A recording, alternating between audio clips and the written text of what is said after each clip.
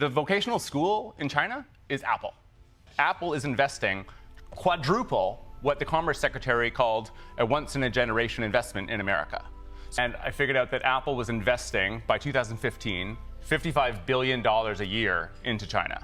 And the number of people they've trained like that is 28 million, so larger than the labor force of California since 2008. And the number of billions of dollars they spend on machinery is, $14 billion, I think, is the peak year. So 55 billion is a year. 55 billion is per year. That's the investment. A lot of that is training costs for the employees in China. And the number of employees, like per Tim Cook's public estimate, right, is 3 million people are assembling iPhones and other Mac products in China.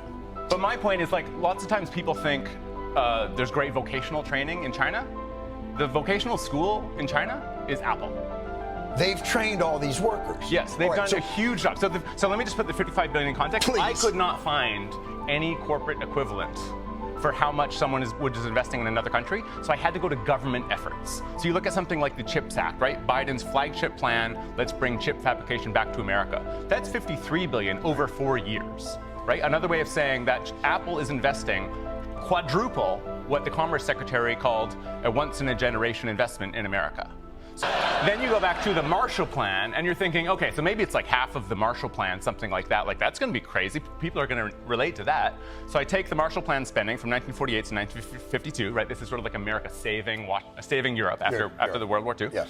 And you convert it to 2015 dollars, and it's half the annual spending of what Apple's investing in China. This is $130 billion in 16 countries. 16 countries versus one.